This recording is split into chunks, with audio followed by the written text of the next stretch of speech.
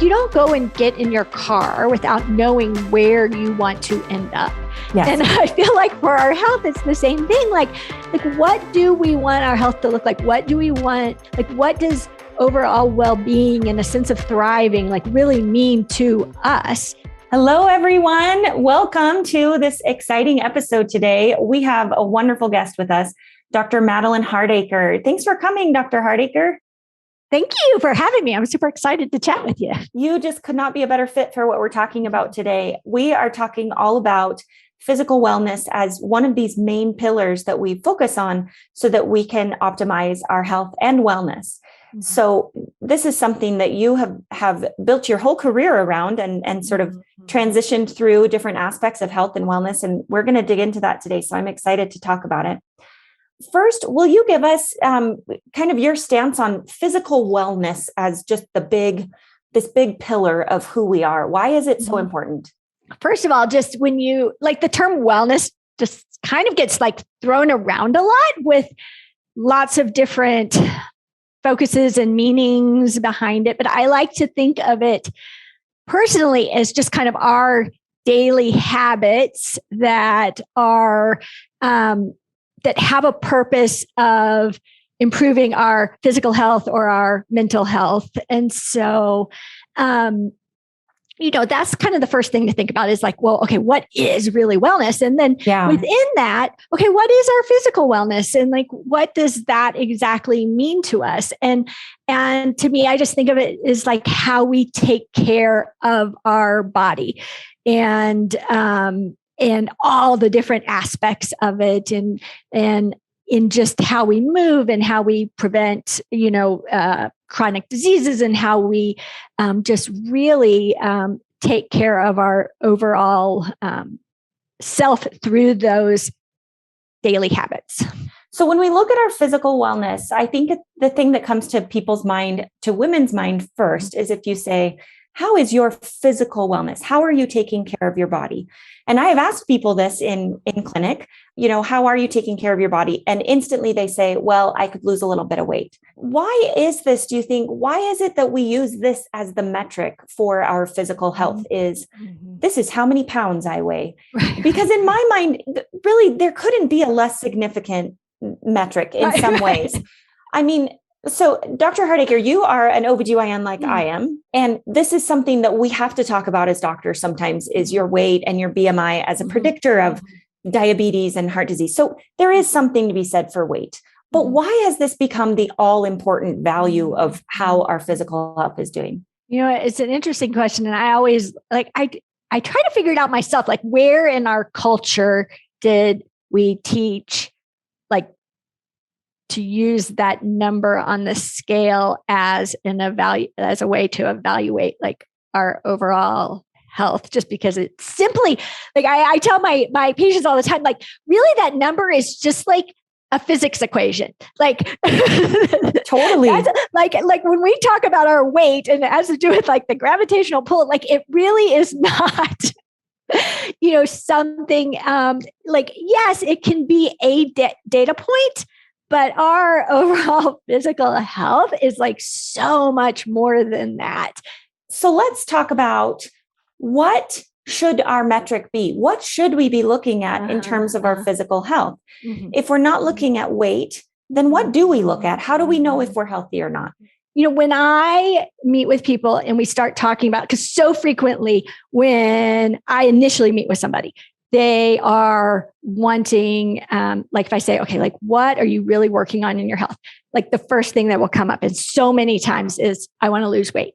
Yes. Okay. Then it's a matter of like, okay, but what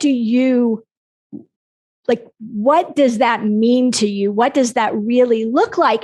And I think in their minds, like that's like the metric that's easiest to follow. Yeah. So like it's like that comes to mind as far as like, okay, it's something like very objective that I can watch at home and keep track of. And so that like is what takes them in that direction of like, okay, like I want to lose weight because I can watch that number. But then then when we explore, okay, what does that really though mean? Then, and this is getting to the answer to your question, it's like, well, I want to feel better. I want to have more energy. I want to like feel good in my skin. I want to feel confident. I want to be like, and there are just all these other components that really have to do with their overall well-being.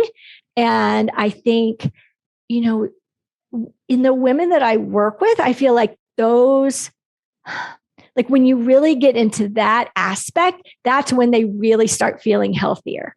Is when we're working on that overall well-being and their energy level and how they move and how they, you know, those aspects.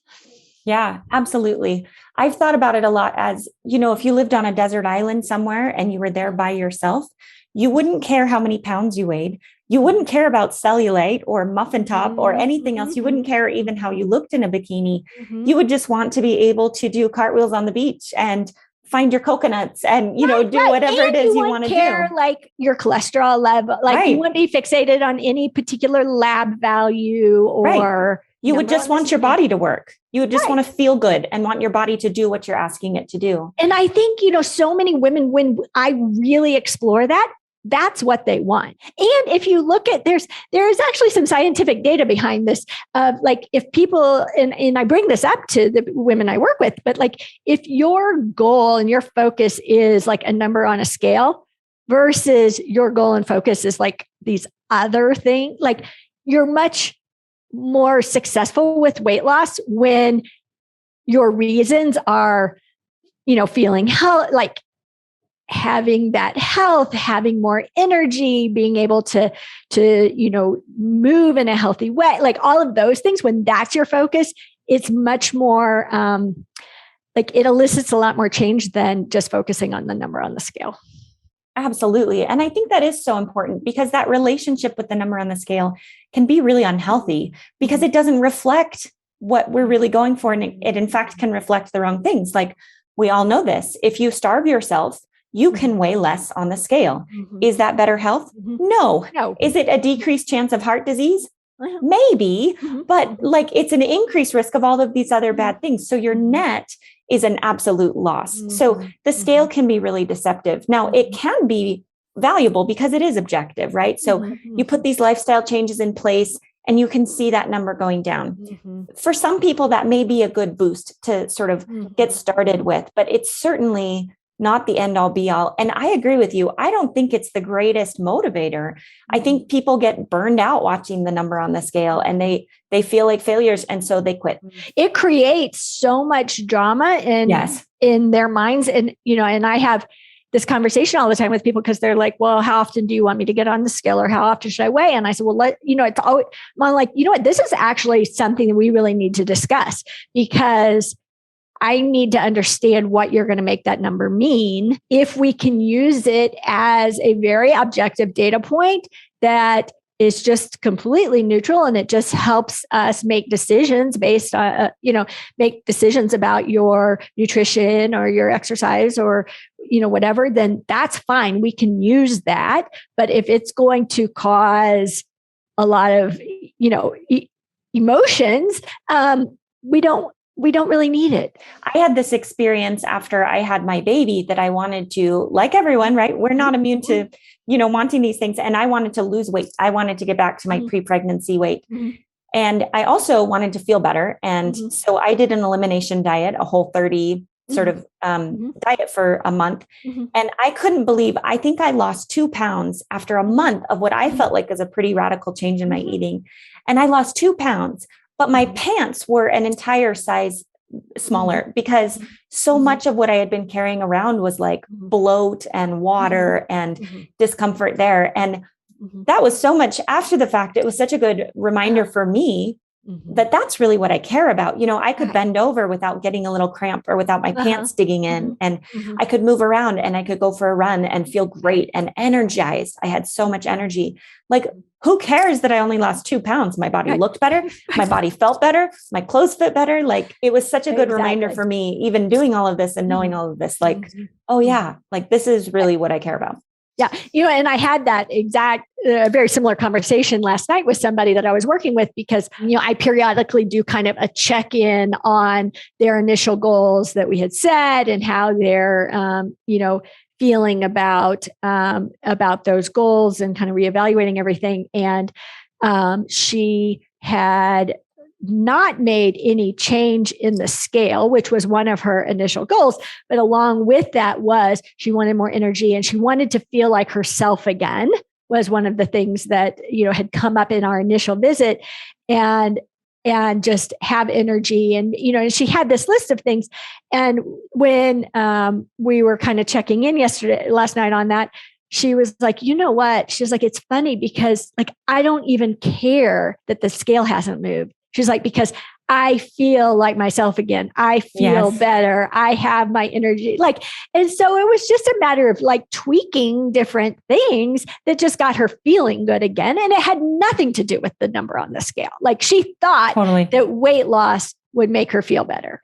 And this is partially our fault as the medical community, right? I mean, this came from the medical community of using this metric, using this marker of your mass, your body mass to mean something about you. And it's not completely disconnected. I just think that there are better things that we can look at a person and help a person with to help them really get to a better place of physical health than their body mass. How much they weigh.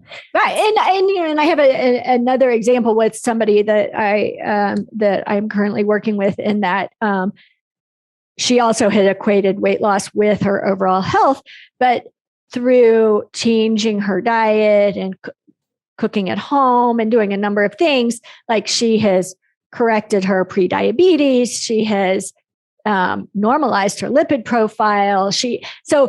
So, her chronic disease risk is much improved. The scale hasn't changed, but she's much healthier by, other parameters that we use. So you mentioned this a little bit before, but let's dig into this a little bit more. What metrics should we be using then? If you talk to a patient, a client comes to you and they say, I want to be healthier, I want to feel better.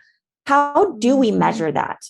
My personal answer for that is I ask them what that looks like to them, because ultimately when we're meeting with somebody, we have like their agenda for their health and we have our agenda for their health.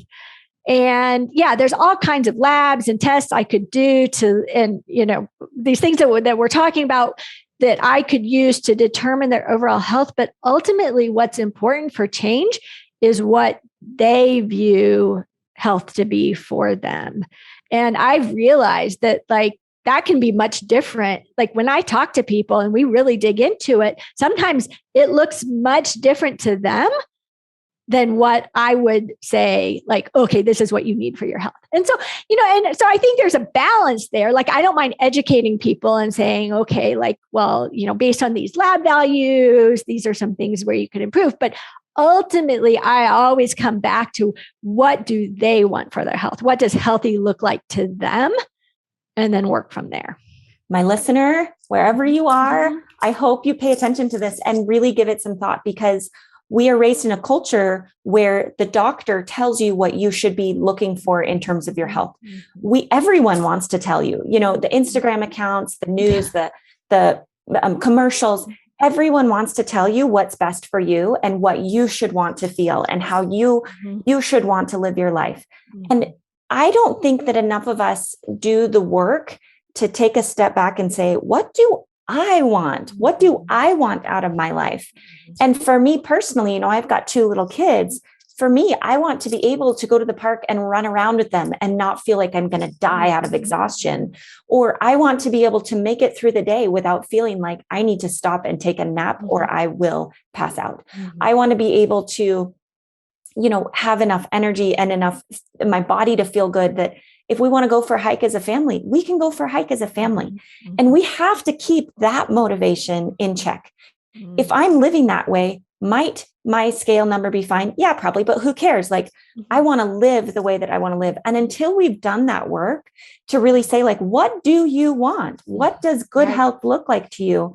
then it's really hard for us as individuals to know what information to gather and how to create a structure, a lifestyle, a system of wellness that's going to get us what we want, because we haven't done the work to see what we want. So I'm so glad you brought that up. I just think that is so massive. And I love the question, what do you want? Because I think we feel like it's selfish, like we should be not thinking about that, right? But like, you have to think about it. Otherwise, what are you doing? You don't go and get in your car without knowing where you want to end up.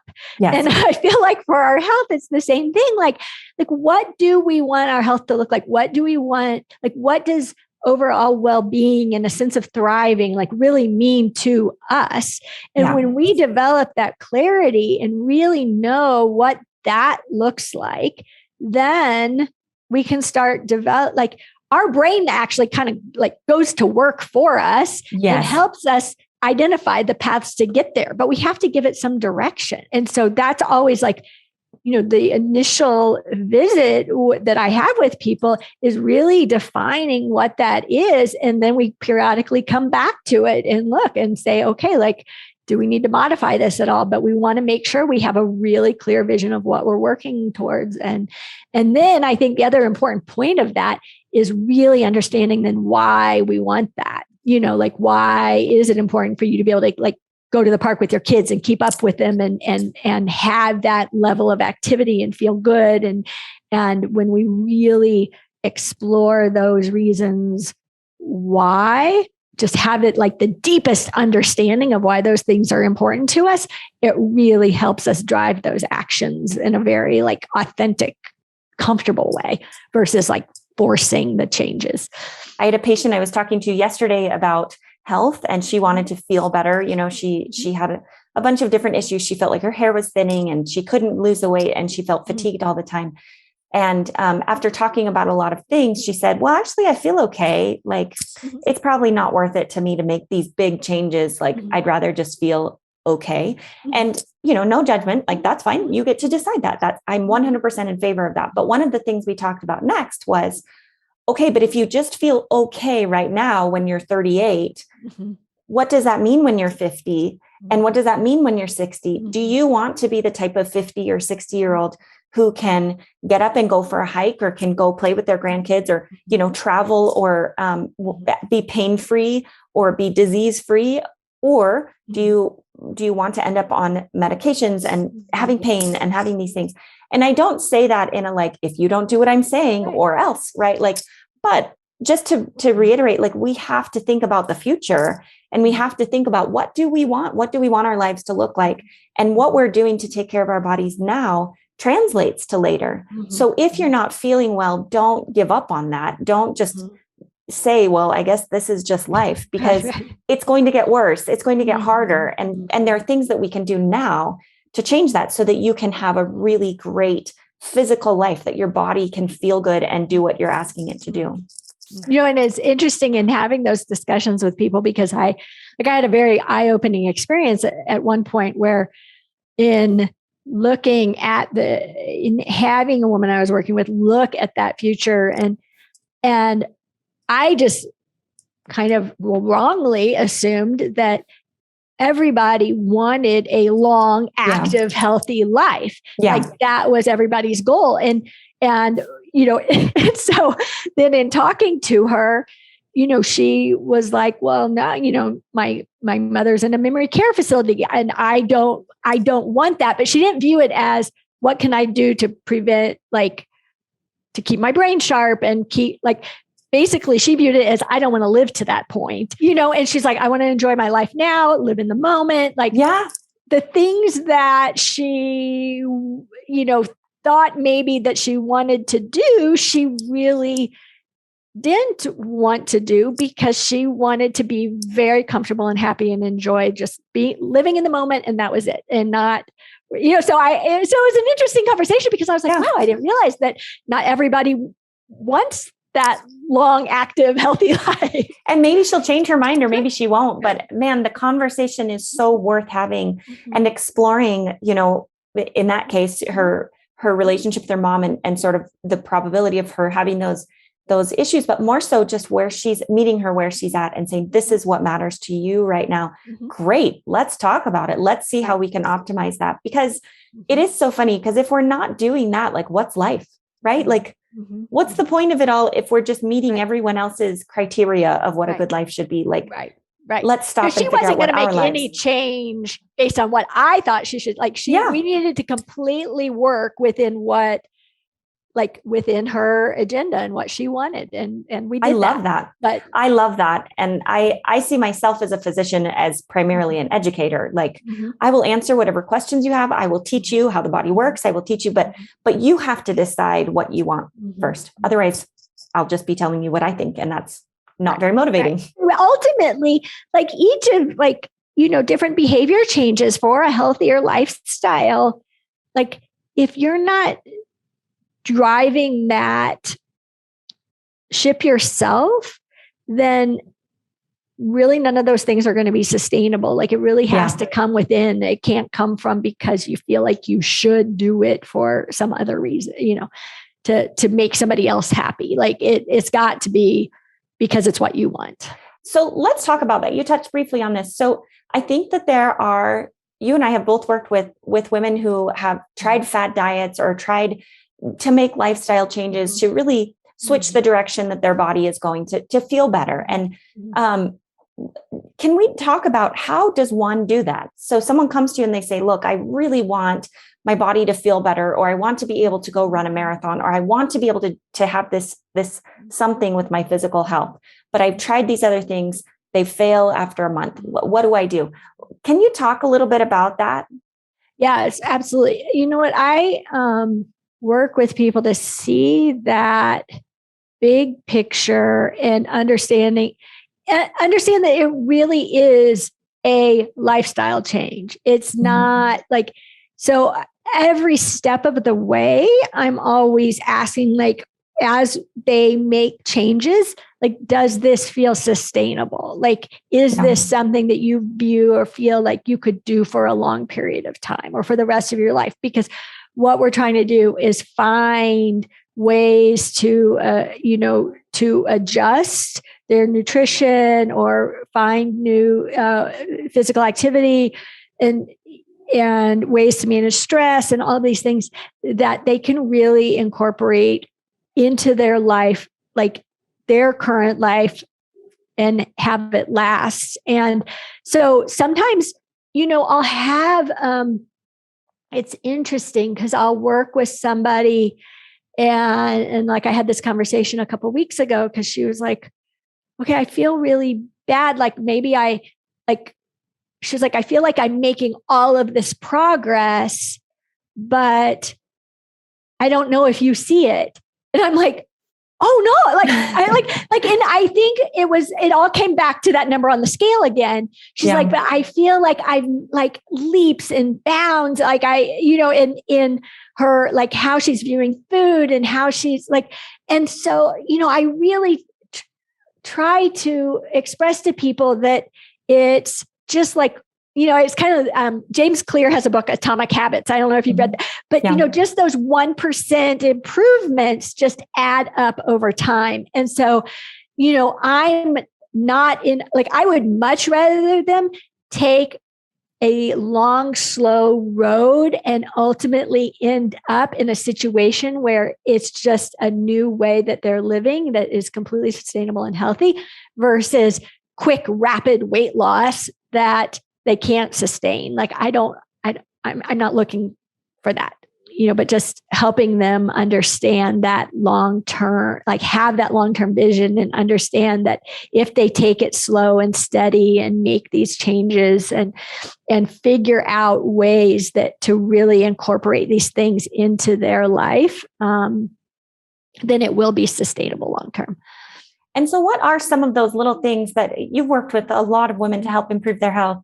What are the most common things that come up? Like, getting down to the facts here, like, what are the physical habits that women need to feel the best? Are there a couple, 3, 4, or 5 things that you have seen over and over and over that really matter to help a woman's body feel and work the best?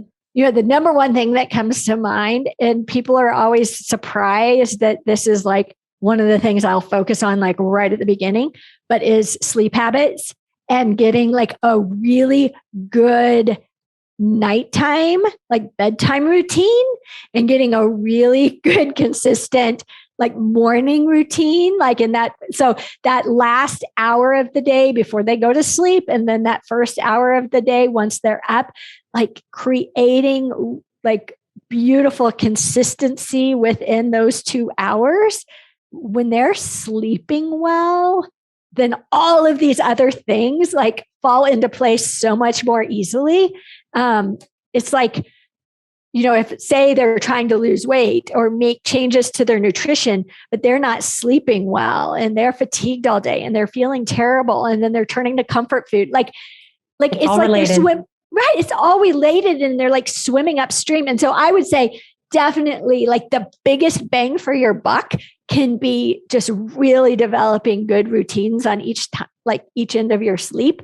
Will you give us an example? Like, what's an example of a great 1 hour before sleep and a great waking hour? Just one example. Yeah, I know there's a million ways to do it. Yeah, a million ways to do it. But, I'll tell people to like say, I'll have them define what is their bedtime. So say 10 p.m. They're going to be in bed, lights off, everything put away. So I'll say starting like, I ask them to like kind of set a timer or something to remind them, but say at 8:30 or 9, and then start their bedtime routine at that point. Have all electronics put away.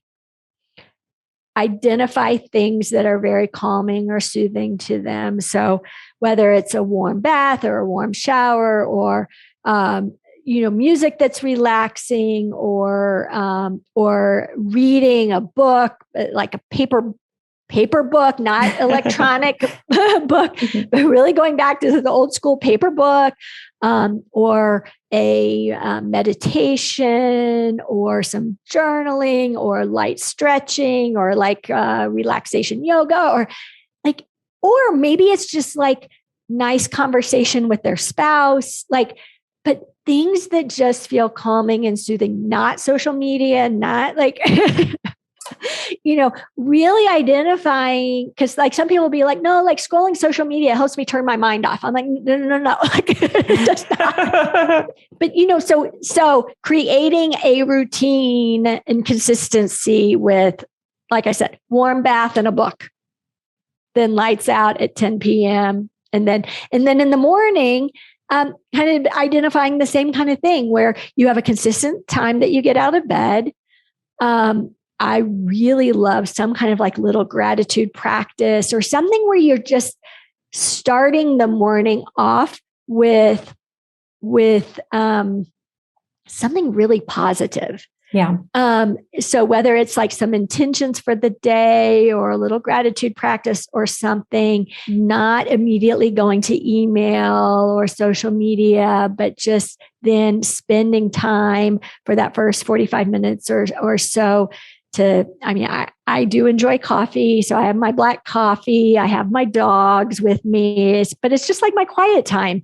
And so, but finding some kind of consistent thing. And then if sleep is an issue, there is a lot of science that having a little exposure to first morning sun is really good for setting that circadian rhythm. So like getting outdoors for maybe 10 or 15 minutes once the sun is coming up can help set your circadian clock so that you're sleeping better at night. Man, so many good things there. I know that there are going to be some busy women and busy moms who will say, yeah, that sounds great, as if, right? Like that's so hard. And I just want to validate, like it is hard. It is hard. I have 2 little kids, and this is something that I've been working really hard at. And it is hard because if you have a baby that's still waking up at night, or a 5-year-old who's still waking up at night, or a dog that's still waking up at night, like we are not in complete control of our own schedules. And we recognize that. And so I guess I just want to say, like, it is hard and you are right, but it's worth it too. And it doesn't have to be perfect. Right. And I think, you're bringing up a great point. Yeah. My kids are grown now, so it's really like easy for me to say this. But focusing on what you can do, and not throwing in the towel and saying, well, just because I have little kids, like there's no way I can focus on my sleep. Because exactly. If you focus on what you are able to do on the nights when you can't, like just knowing that, okay, when I'm able, I'm going to have this routine. And when I'm able, like, and just doing it as frequently as you can will help. And if you can't do it for an hour, do it for half an hour or for 10 minutes, but have some sort of gateway activity that it trains your brain and your body to say, it is now nighttime. And I do think the social media is a huge thing. I am so guilty of this. I still scroll social media at nighttime because I do. And I, in fact, last night was doing it at night before bed. And I noticed myself feeling kind of that anxious or FOMO or like, oh, I got to do that. And I got to do that. Oh, and I need to do it the way that they're telling me to do it. And I had to like turn it off and be like, oh gosh, okay, this is not what I want in my life. And so it goes back to that motivation. Like, what do you want? If you want a life filled with social media, by all means, scroll any hour of the day. But if what you want is more energy and more peace and more joy or more happiness, whatever, then recognize what it is for you that's doing it and what is not. And for me, social media absolutely gets in the way of that. And I'll stay on social media, but I have to regulate it. And I certainly shouldn't do it before bed because it does rev me up. It makes my brain spin. So for sure. No, I was just going to say, just like identifying those things that feel very calming, not stimulating. And just to reiterate what you said before, absolutely, if we focus on our sleep, it seems like, well, I can't do that. But if you do, it will make everything easier. And I totally am a believer in that. It makes weight loss easier, cravings easier, staying awake easier, taking care of people, having more energy, dealing with stress, having conversations, having clear thinking, like all of that, keeping from being sick, supporting our immune systems, supporting exercise and digestion. I mean, it's all in the sleep. So I totally agree with that. So I asked you for maybe a few things. You said sleep, which I do agree is massive. Do you have maybe two more things? Another thing, like if I were to say something about exercise, my biggest piece of advice would be to start very small and very realistic and very attainable, and focus more on the commitment to yourself than the actual, like, people will think, well, if I only do 10 minutes of yoga, like that's not really making a difference. And you know what? It's making a huge difference in you following through on a commitment you've made to yourself. And that is the key, is learning that you can say you're going to do something that is for yourself and you're going to stick to it and actually do it. And so that's like part of the process and adding that physical activity. And so it doesn't have to be like, people think that if they're going to start exercising, it has to be some initial like, like I'm going to train for a marathon. I'm going to go to the gym, 3 times a week. And they kind of create these really big goals, and it's much more sustainable over the long term if you start small and first just focus on committing to yourself to have some intentional movement each day for a period of time, and then let that build. I think that is huge. And I like using the word movement too. I like the idea of body movement instead of exercise. Yes. Because our culture has put so much weight on the idea of exercise. Like you exercise to lose weight, you exercise to be healthy. And so instantly, I think it brings up so many ideas for people about like, oh, I'm just not good at exercising.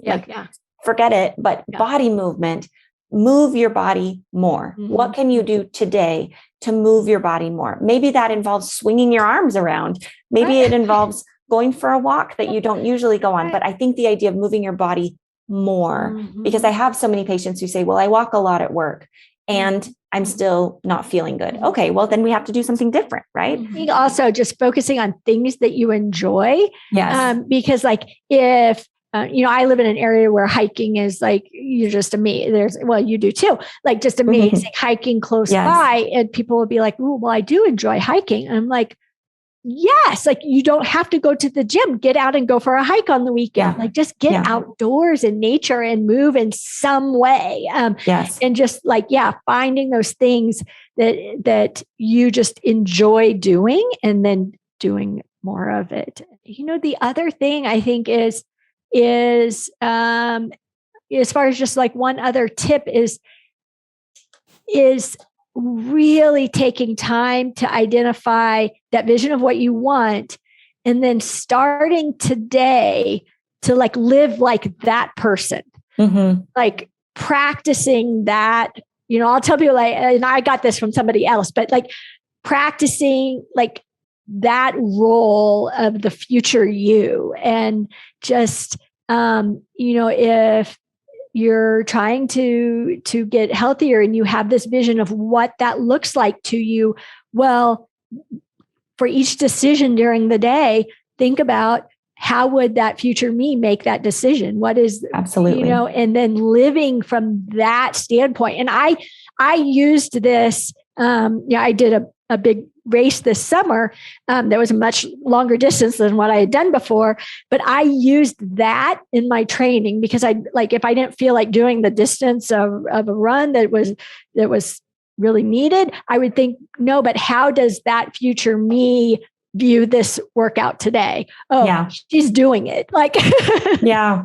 And so just like looking at everything from that perspective of what you want and making decisions based like from that standpoint. Kind of goes back full circle, but using the thought work of what do you want out of life, and creating the life that you want today that makes you happy and that makes you feel good. And if we constantly just think like, oh, I'm just in this rut, hopefully someday I'll feel better. Hopefully someday I'll have a life where I feel happy, or hopefully someday I'll have a life where I spend time with my kids. Like, no. What do you want? And figure out how to do little tiny bits of it today, and think about it and start incorporating that. And that works for our physical wellness and our overall wellness. So if we kind of do a mini recap, I think we talked about figuring out what you want. What do you want out of life? And then if we go out of order a little bit, we figure out, okay, what can I do today to start getting me closer? How do I start thinking about myself as that person that I want to be? And then we look at our sleep, we look at our body movement, we look at our nourishment. We didn't talk about that, but, and then we just start, like you said, the atomic habits, we just start doing the tiniest little things to start incorporating that into our lives. And slowly over time, it will be slow, but it will be this slow pendulum shift of this is now I've become this new type of physical being. I've established this new type of physical wellness. And when you do it that way, you take the yo-yo out of it. Well, I love that. Thank you so much for being here with us. Welcome. This has been such a fun conversation. Will you tell us how we can find you if people want to get in touch with you? Yes. womenshealthelevated.com is my website. And then I'm on Instagram also as Women's Health Elevated, and Facebook. And that's the best way to reach me. And physically, you are in Nevada. Reno, Nevada. And offer some things for local women there. What do you have going on coming up? So I do one-on-one coaching here. And then I also have some workshops that I do at a place called Dolce Vita. But I do some wellness workshops for women and on a variety of topics. And so those are really like small group, kind of intimate workshops that are a lot of fun. And what do you offer for women who are not right near you? Oh, I have like one-on-one coaching packages. So it's really a kind of a combo of health and life coaching, kind of depending on what people's needs are. And it's just a lot of, discussion, some of the things that we've talked about, and then looking at kind of the challenges and barriers that kind of come up through, like when we're trying to change our behaviors, and we work through all of that together. I love it. So if you're looking for a health and life coach, Madeline's the place to go. Yes. She is just wonderful. So you can look her up. Thank you so much for being here. You are so welcome. Thank you so much. Thanks. Bye-bye. Thanks for listening, and come back next time for another episode. And remember, this information is for education only and not intended to be medical advice.